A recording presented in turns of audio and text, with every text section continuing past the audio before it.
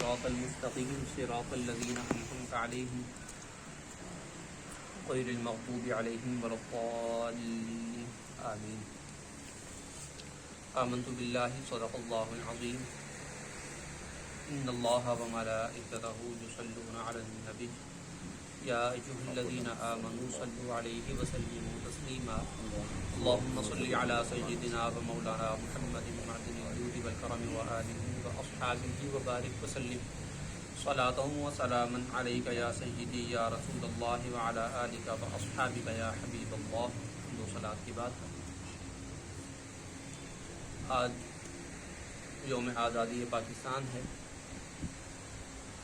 اور ان لوگوں کے لیے قدر افسوس کا دن ہے کہ جو کام کرتے ہیں آفیسز میں ان کا آج اتوار ہے. وہ اتفاق سے چھٹی کا دن بھی چھٹی ہی کے دن آیا. یہ وطن یہ پاکستان اللہ تعالیٰ کی نعمت ہے اور جس طرح سے یہ حاصل ہوا ہے وہ یقیناً معجزانہ طریقے سے حاصل ہوا ہے اور اس میں سراسر اللہ تعالیٰ کی اور اس کے حبیب صلی اللہ علیہ وسلم کی مدد شامل تھی، کیونکہ ظاہری حالات ایسے تھے کہ کسی بھی طور پر پاکستان کا اس ملک کا بننا نظر نہیں آتا تھا. اور پھر اس ملک کو حاصل کرنے کے لیے جہاں مخلص سیاستدانوں نے اپنی خدمات پیش کی ہیں، اپنی محنتیں کی ہیں اور قربانیاں پیش کی ہیں، وہ تو اپنی جگہ ہے، لیکن اس کے ساتھ ساتھ جس کا انتہائی اہم کردار اور رول ہے وہ ہمارے بزرگوں اور ہماری ماؤں بہنوں کا، جنہوں نے اس ملک کو حاصل کرنے کے لیے اس ملک تک پہنچنے کے لیے اپنی جانیں تک قربان کر دی ہیں اور اس سرزمین کی آبیاری اپنے خون سے کی ہے. بہت ساری خواتین تو ایسی تھیں کہ جن کی عزتیں لوٹی بھی گئیں اور بہت ساری خواتین ایسی تھیں کہ جنہوں نے اپنی عزتیں بچانے کی خاطر اپنی جان ہی قربان کر دی تھی. ایسی بہت ساری کہانیاں ہیں، ایسے بہت سارے واقعات ہیں کہ جن میں خواتین اپنے گھر میں ہیں اور باہر سے حملہ آور آتے ہیں اور ان پر حملہ کرنا چاہتے ہیں یا عزت لوٹنا چاہتے ہیں، عزت پر حملہ کرنا چاہتے ہیں، تو انہوں نے اپنے گھر کے کنویں میں چھلانگ لگا کر جان دے دی کہ یہ ہمیں پاکستان کے نام پر قتل کرنا چاہتے ہیں، ہم پاکستان جانا چاہتے ہیں اور یہ اس کی آڑ میں ہماری عزتوں پر حملہ کرنا چاہتے ہیں، تو ہمیں پاکستان بھی پیارا ہے، اپنی عزت بھی پیاری ہے، جان بھلے چلی جائے. انہوں نے کنووں میں چھلانگ لگا دی اور وہ جان سے گئی. کہا جاتا ہے کہ کل ملا کر جو پاکستان کے بنتے وقت جو ہجرت کی ہے لوگوں نے، ان کی تعداد کم و بیش 10 لاکھ تھی اور صرف خواتین جو اس ساری صورتحال میں فوت ہوئی ہیں، قتل کی گئی ہیں، شہید ہوئی ہیں، ان کی تعداد 70,000 سے زیادہ تھی. 70,000 خواتین نے مختلف صورتحال میں اپنی جانیں پیش کی ہیں اور افسوس یہ ہوتا ہے کہ آج ان 70,000 ماؤں بیٹیوں کے، ماؤں بہنوں کی اس قربانی کو ہم بھلا بیٹھے اور اس میں صرف حکمران نہیں ہیں، قربانی بھلانے میں صرف حکمران نہیں ہیں بلکہ ہماری عام آبادی بھی اس میں یقیناً ملوث اور شریک ہے. عملاً اگر بندہ تصور کرے تو ایسا لگتا ہے کہ معاذ اللہ ہم نے اپنی ان ماؤں بہنوں کے، اپنے ماؤں بیٹیوں کے جسموں کو نوچا ہے. ہم نے جس طرح اپنے ملک کے ساتھ حال کیا ہوا ہے، جس طرح ہم اپنے ملک کو برباد کرنے میں ہر سطح پر کوئی کسر نہیں چھوڑتے، ہر حوالے سے. صرف یہ معیشت، یہ پیسہ، اکنامی اس اعتبار سے نہیں ہے، زندگی میں بہت سارے شعبے ہیں، زندگی کے بہت ساری صورتحال ہوتی ہے، صورتیں ہیں، ہر اعتبار سے ہر شعبے میں ہم نے ایسا برا حال کر دیا کہ بندہ اگر ان تمام قربانیوں کو ذہن میں رکھے اور ان ساری کارروائیوں کو دیکھے تو ایسا لگتا ہے جیسے ہم اپنے ماں بہنوں کے ان مردہ جسموں کو نوچ رہے ہیں اور ان کا جسم پکار کر، چیخ کر، وہ لاشا ان کا ہمیں کہہ رہا ہے، ان کی میتیں ہم سے کہہ رہی ہیں کہ تم نے کیا صلہ دیا ہمیں ہمارے ان جانوں کو قربان کرنے کا. اچھا تھا کہ ہم بیٹھے رہتے، آزادی کی تحریک نہ چلاتے، ہم گھر میں مزے سے رہتے، تم بھی گھر میں مزے سے رہتے، جیسی زندگی گزر رہی تھی گزرتی رہتی. تو آج ہر ایک پاکستانی کو، چاہے وہ حکمران ہے، چاہے وہ رعایا ہے، سیاستدان ہے یا کوئی اور ہے، جو بھی ہے عام آبادی ہے اس کو یہ سوچنا چاہیے کہ یہ ملک قربانیوں کے ذریعے ملا ہے، اور یہ قربانی کا سبق اور قربانی کا درس ہمیں سیاست نے نہیں دیا اور دنیا نے نہیں دیا، بلکہ یہ ہمیں دین اسلام نے دیا ہے۔ ہمیں ہمارے مذہب نے، ہمارے دین نے قربانی کا درس دیا ہے، اور اتنا پختہ اور مضبوط درس ہے۔ یہ کنسپٹ ہے اسلام کے اندر، یہ تھیوری ہے کہ کوئی بھی مقام اور مرتبہ اور کوئی بھی اعلیٰ نعمت، خاص طور پر، ویسے ہر نعمت لیکن خاص طور پر جو اعلیٰ نعمت ہو، عظیم نعمت ہو، وہ قربانی کے بغیر نہیں ملتی۔ آج ہم امام حسین رضی اللہ تعالیٰ عنہ اور ان کے رفقاء کار کی عظیم قربانیوں کی بدولت اسلام کو اس شکل میں، اس حالت میں پاتے ہیں کہ ہم اور آپ اسلام کا نام علی اعلان لے سکتے ہیں، اسلام پر علی اعلان عمل کر سکتے ہیں، تو یہ ان کی قربانیوں کی بدولت ہے۔ اور ہم ظالم کے سامنے کھڑے ہو سکتے ہیں، اس کے سامنے کلمہ حق بول کر اس کے ظلم کو ظلم قرار دے سکتے ہیں، باطل کو باطل اور حق کو حق کہہ سکتے ہیں، ثابت کر سکتے ہیں۔ یہ ان کی عظیم قربانیوں کی بدولت ہے، ورنہ دنیا کہہ دی کہ جب نواسۂ رسول نے اس کے ہاتھ پر بیعت کر لی تو تم کون ہوتے ہو؟ تم کیوں پھر جو ہے وہ اس ظالم کے سامنے باتیں کر رہے ہو؟ انہوں نے جس طرح اس کے آگے سر جھکا لیا، تم بھی جھکا لو۔ لیکن انہوں نے یہ ہمیں سند دے دی کہ یہ کام نہیں کرنا، چاہے جان چلی جائے، اپنی کیا، اپنے ساتھیوں کی، اپنی اولاد کی، اپنے گھر والوں کی جان چلی جائے، دین پر کوئی کمپرومائز مت کرنا۔ قربانی، یہ دین قربانیوں کا تقاضا کرتا ہے، اور قربانیوں کی بدولت اللہ تعالی ہمیں نعمتیں عطا فرماتا ہے۔ حضرت ابراہیم علیہ السلام کو اللہ تعالیٰ نے اتنا بڑا بلند مقام عطا فرمایا، ظاہری اسباب میں ایک قربانی بھی ہے جو انہوں نے اپنے بیٹے کی صورت میں دی تھی۔ یہ الگ بات ہے کہ اللہ تعالیٰ نے ان کے بیٹے کو قربان ہونے نہیں دیا، ورنہ اللہ نے قربانی کا ہی تقاضا فرمایا تھا، اللہ نے پھر بچا بھی لیا۔ کیوں؟ کیونکہ اللہ تعالیٰ دنیا کو دکھانا چاہتا تھا کہ جو میرے ہوتے ہیں وہ بھی میرے ہی ہو کے رہتے ہیں، ان کے سامنے پھر ان کی اولاد بھی کچھ نہیں ہوتی، کوئی معنی نہیں رکھتی، اور ایسا ہی ہر مسلمان بندے کو ہونا چاہیے۔ تو یہ پاکستان ہمیں قربانیوں کے ساتھ ملا ہے، اور یہ جو ملک ہے یہ کوئی چند سال کی محنت کی بدولت نہیں ملا۔ اگر ہم اس کی تاریخ میں جائیں، خلاصتاً اس کی تاریخ میں اگر جائیں تو ہمیں اس کے اندر بے شمار کثیر اولیاء کرام، علماء کرام، صوفیاء اعظام کی محنتیں نظر آتی ہیں۔ اور یہ محنت اگر دیکھا جائے، کیونکہ پاکستان اتنا بڑا ملک بننا اور اتنا بڑا واقعہ ہو جانا یہ خالی کچھ سالوں کی ظاہری محنت کی بدولت نہیں ہو سکتا،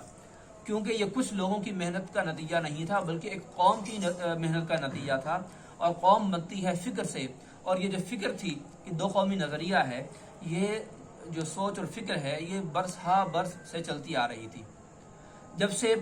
سندھ میں، جب سے اس بر صغیر میں اسلام آیا ہے،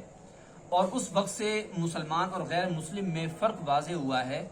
اور ہندوؤں کو پتہ چلا ہے کہ، مشرکوں کو پتہ چلا ہے کہ اسلام کیا ہے، مسلمان کون ہے، مسلمانوں نے اپنے آپ کو پہچانا، اپنے اور غیر مسلموں کے درمیان فرق کو جانا، تو تبھی سے دو قومی نظریے کی بنیاد پڑ چکی تھی، اور اس تصور کو پھر اور زیادہ واضح کیا، لیکن انتہائی مؤثر اور پازیٹیو انداز میں صوفیاء کرام نے، جن میں ایک بہت بڑا نام یقیناً داتا صاحب کا آتا ہے، شہنشاہ لاہور ہیں، ان کا نام آتا ہے، حضرت خواجہ سلطان الہند خواجہ معین الدین چشتی اجمیری علیہ رحمہ ان کا آتا ہے، اور بڑے بڑے بزرگ بابا صاحب کا آتا ہے، خواجہ نظام الدین اولیاء محبوب الہی علیہ رحمہ ان کا نام آتا ہے۔ یہ بڑے بڑے بزرگان دین ہیں، یہ وہ صوفیاء کرام ہیں کہ جنہوں نے مثبت انداز میں لوگوں میں دو قومی نظریے کی بنیاد ڈال دی تھی۔ پھر ان کے بعد امام ربانی مجدد الفسانی علیہ رحمہ، انہوں نے بڑے واضح انداز میں لوگوں میں ایک تحریک کے انداز میں دو قومی نظریے کی بنیاد ڈالی تھی۔ آج ہمارے مطالعہ پاکستان کی کتابوں میں، خاص طور پر غالباً 9th میں، اور وہ شاید چینج ہو کے میٹرک میں آ گئی ہے، 10 میں آ گئی ہے، اور جو انٹر کی بک ہے، خاص طور پر ان دو کتابوں میں، یہ بنیادی کتابیں فنڈامنٹلز ہیں، ان کے اندر باقاعدہ یہ سوچ پروموٹ کی جاتی ہے کہ جی دو قومی نظریے کی جو تحریک ہے یا جو سوچ ہے، یہ سر سید احمد خان نے قوم میں ڈالی تھی۔ سراسر جھوٹ ہے، سر سید احمد خان کا امراً اس میں کوئی کردار نہیں ہے۔ سر سید احمد خان کا دو قومی نظریے میں پاکستان کو بنانے میں کوئی کردار نہیں ہے۔ ہاں، اس انسان کا کردار تھا تو اس چیز میں کہ اپنے انگریزوں کو اپنا آقا مانو، ان کو اپنا سردار، اپنے ملک کا حکمران مانو، اور ان کے تلوے چاٹو اور ان کی ہر بات مانو، اس چیز میں اس کا کردار ضرور ہے۔ اور اس نے تعلیم کو بکاؤ مال بنا دیا تھا۔ یعنی آپ دیکھیے کہ ایک تعلیمی ادارہ بنانا ہو، جیسے ہم بھی الحمدللہ ایک تعلیمی ادارے کے رکن ہیں، اس کا ایک حصہ ہیں، اللہ تعالیٰ جو ہے وہ اس کا ہمیں خدمت کرنے کی توفیق عطا فرمائے مسلسل، تعلیمی ادارہ جب چلایا جاتا ہے تو کبھی آپ نے یہ سنا، کبھی آپ نے دیکھا، کہیں آپ نے پڑھا کہ کوئی بندہ کہیں بھیک مانگنے چلا جائے، عملاً بھیک مانگنے، یا کہیں کوئی اسٹیج ڈرامہ ہو رہا ہو اور وہاں پر جا کر وہ کوئی بھی کردار نبھائے اور نام یہ دے کہ جی میں ایک ادارہ بنانا چاہ رہا ہوں تعلیمی، اور اس کے لیے مجھے چندہ چاہیے، چندے کا مجھے یہ ذریعہ نظر آیا، میں پہنچ گیا۔ یہ کام سر سید احمد خان نے کیے ہوئے ہیں، تعلیم بکاؤ مال بنا دیا۔ کیوں؟ کیونکہ مقصد یہ تھا کہ میں نے ایک ادارہ بنانا ہے جہاں پر میں اپنی مرضی کی تعلیم دوں گا، اور وہ اپنی مرضی کون سی تھی؟ جو طریقہ تعلیم انگریزوں کا تھا، اور وہ طرز تعلیم اس نے انگلستان میں دیکھا تھا، وہاں اس کا اپنا بیٹا پڑھتا تھا، وہاں پر گیا وزٹ کرنے کے لیے یا ویسے گھومنے پھرنے کے لیے، وہاں سے وہ سارا ان کا ماحول دیکھ کر اس نے چاہا کہ یہاں پر بھی وہ طریقہ رائج کیا جائے۔ مسلمان اس طرز تعلیم کی وجہ سے ایسے پسپا ہو گئے، ایسے پس کے رہ گئے، کتنے لوگوں کا روزگار چھوٹ گیا، کتنے علماء اپنے مناصب سے محروم ہو گئے، کتنے جو مسلمان پڑھے لکھے تعلیم یافتہ تھے وہ جاہل شمار ہونے لگے۔ تو یہ ہماری یہ جو دو قومی نظریہ ہے، یہ سر سید احمد خان کی میراث نہیں ہے، یہ ہمارے اولیاء اللہ کی میراث ہے، یہ ہمارے علماء کی میراث ہے، اعلیٰ حضرت کی میراث ہے، علامہ فضل خیر آبادی کی میراث ہے۔ بڑے بڑے ہمارے اولیاء نے اس کے لیے کام کیا، اور اخیر میں یہ حصہ آیا قائد اعظم محمد علی جناح کے۔ ان کے حصے میں یہ چیز آئی کہ انہوں نے دو قومی نظریے کو عملی جامہ پہنایا اور لوگوں میں باقاعدہ یہ بیداری شروع کی، بیداری انہوں نے کی، اور انہوں نے لوگوں کو جو ہے وہ اس بات پر ابھارا، آمادہ کیا، گلی گلی کوچے کوچے میں جا کر، قریہ قریہ بستی بستی جا کر انہوں نے لوگوں میں شعور بیدار کیا، اور یوں پاکستان جو ہے وجود میں آیا۔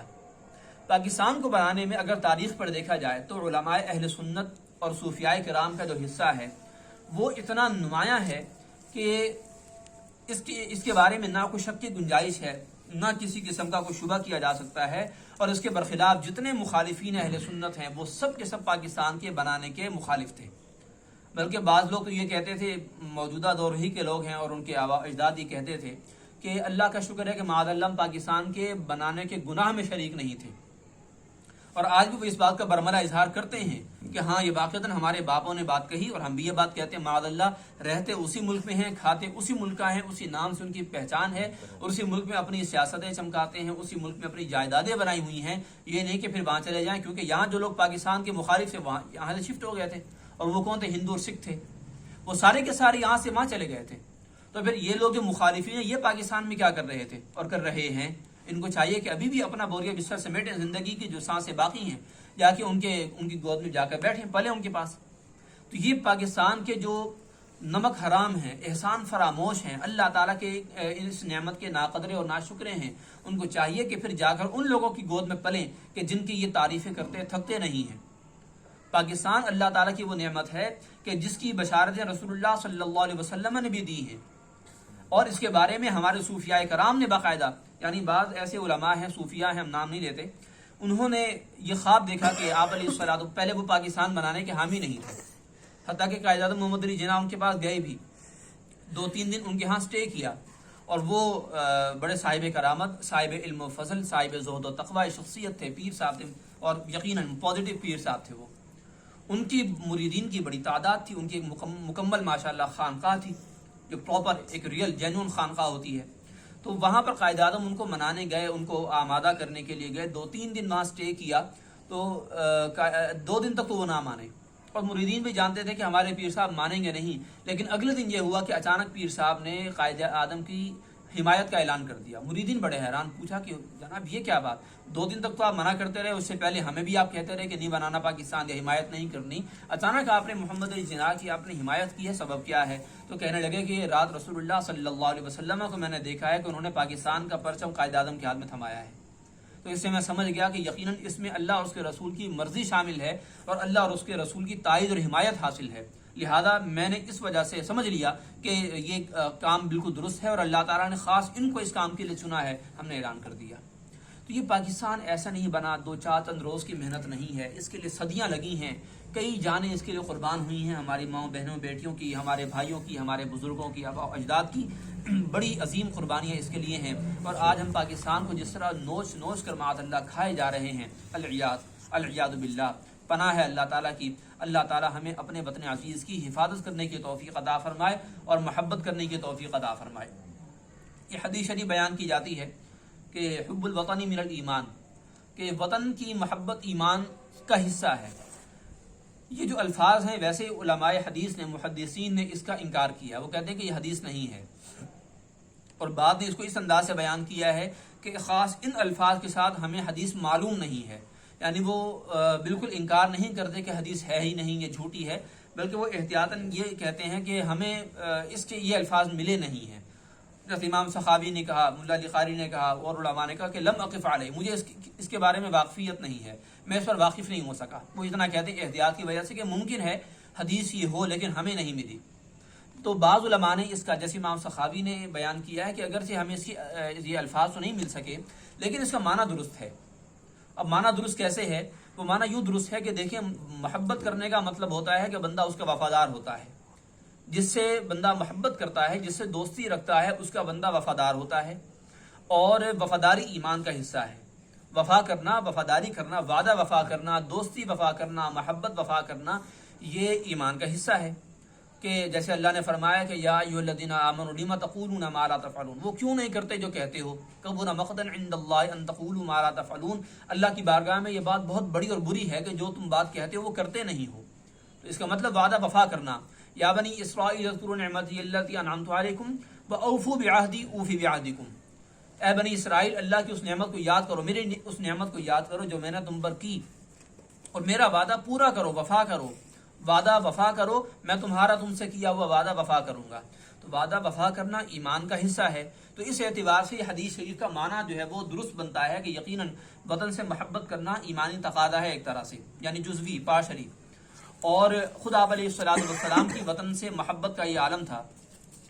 کہ جب آپ کو مکہ مکرمہ سے نکلنے پر مجبور کر دیا گیا، تو جس وقت آپ مکہ مکرمہ سے نکلنے لگے تو آپ بیت اللہ شریف کے سامنے کھڑے ہوئے اور آپ نے بیت اللہ شریف سے اور اپنے اس مبارک شہر سے مخاطب ہو کر یہ ارشاد فرمایا تھا کہ تجھ سے جدا ہونے کا مفہوم ہے کہ تجھ سے جدا ہونے کا دل نہیں کرتا، لیکن ان ظالموں نے تجھ سے یہاں سے نکلنے پر مجبور کر دیا ہے۔ اور مدینہ منورہ پہنچنے کے بعد بھی آپ علیہ السلام کے دل میں خواہش رہتی تھی کہ میں واپس مکہ جاؤں، اپنے شہر کو دیکھوں، اپنی پیدائش گاہ کو دیکھوں، اپنے پیدائشی شہر کو دیکھوں۔ آپ علیہ السلام کے قلب مبارک میں ہمیشہ یہ خواہش رہتی تھی۔ پھر بخاری شریف کی روایت ہے کہ آپ علیہ السلام کہیں سفر پہ ہوتے تو واپس جب تشریف لاتے اور سواری پر سوار ہوتے تھے یقیناً، تو جب مدینہ منورہ کا راستہ نظر آتا یا مدینہ منورہ کے مکانات دور سے، آبادی دور سے نظر آنا شروع ہوتی تو آپ اپنی سواری کو تیز فرما دیا کرتے تھے کہ جلد سے جلد میں اپنے گھر میں پہنچوں، اپنے شہر میں پہنچوں، کہ آپ علیہ السلام کو مدینہ منورہ مبارک بہت تھا۔ اور خود آپ علیہ السلام نے اللہ تعالیٰ سے ایک بار دعا بھی کی تھی کہ یا اللہ، جیسے تو نے مکہ مکرمہ کو ہمارے لیے محبوب بنا دیا تھا، اس کی محبت تو نے ہمارے دل میں ڈالی تھی، اسی طرح اس شہر کی محبت بھی ہمارے دل میں ڈال دے، یا اس سے بھی زیادہ محبت ہمارے دل میں ڈال دے۔ آپ علیہ السلام کی اپنے وطن سے محبت کا یہ عالم تھا۔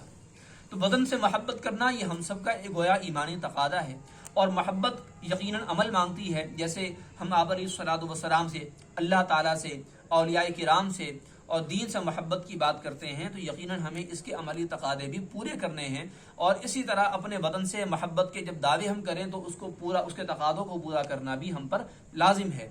بلکہ یہ زیادہ لازم ہوتا ہے کہ عمل زیادہ ضروری ہے، تاکہ ہم اپنے عمل سے اپنے دل کا، اپنے ایمان کا، اپنے یقین کا یا اپنے نظریے کا اظہار کریں، اور سامنے والا اس چیز کو دیکھ کر متاثر ہو اور وہ بھی اسی اچھی چیز کو اختیار کرے جس پر ہم ہیں۔ جیسے دین اسلام، وطن سے محبت، پاکستان سے محبت، اپنے بچوں میں یہ سوچ ڈالنی چاہیے، صاف ستھرا پاکستان ہونا چاہیے، ہائیجینک پاکستان، بالکل اچھا صاف ستھرا ماحول، گھر کے اندر بھی ایک ایک کونا صاف ستھرا ہو، اپنے گزرنے کے راستے بھی، سارے محلے والے جو ایک گلی میں رہتے ہیں ان کو چاہیے کہ کم سے کم ہر ایک گلی والے اپنی گلی کو صاف ستھرا رکھیں، یہ ان کا ایمانی تقاضا ہے۔ ویسے ہی صفائی کرنا کتنا ضروری ایمان کا حصہ ہے، پھر ساتھ ساتھ وطن کی حفاظت بھی ہے۔ کہ ہماری گلی میں جو چیز لگی ہوئی ہے چاہے وہ خراب ہو گئی، سال گزر گئے، لیکن اس کے باوجود ہے تو ہماری پیسے کا نا۔ ویسے ہم حکومت پر چیخیں چلائیں اور ان کو خوب لان تان کریں، لیکن جو انہوں نے چیز ڈالی، چاہے خراب ڈالی کہ صحیح ڈالی، ہے تو ہمارے پیسے کی، وہ گویا ہمارا ہی پیسہ لگا ہوا ہے، گویا وہ ہم نے ہی ڈالا یا ڈلوایا ہے، وہ سارا جو روڈ کا مٹیریل ہے اس کی حفاظت کرنا بھی ہمارا ہی ذمہ ہے، وہ کریں یا نہ کریں۔ اگر وہ اپنے ذمہ داری سے غفلت یا کوتاہی برتتے ہیں تو وہ ان کا نقصان، یعنی اس کے بارے میں ان سے سوال کیا جائے گا، وہ ان کا معاملہ ہے، لیکن یہ ہمارا معاملہ ہے کہ ہم اپنی اس چیز کی کم از کم جو حفاظت کر سکتے ہیں، کم سے کم اپنے گھر کے سامنے کی چیز اگر ہم صاف کر لیں، جگہ صاف کر لیں، تو یہ بھی بہت بڑی بات ہے۔ اللہ تعالیٰ سے دعا ہے کہ اپنے وطن کی حفاظت کرنے کی توفیق عطا فرمائے، اور ہمیں اللہ تعالیٰ اپنے ملک کی سچی محبت عطا فرمائے، اور بزرگان دین کی وجہ سے ان کی بدولت اللہ نے ہمیں یہ جو بہترین نعمت اور تحفہ عطا فرمایا ہے، اللہ تعالیٰ اس کی قدر کرنے کی توفیق عطا فرمائے، ہم سب کا خاتمہ بالخیر و بالایمان فرمائے۔ ما علیہ الا البلاغ المبین۔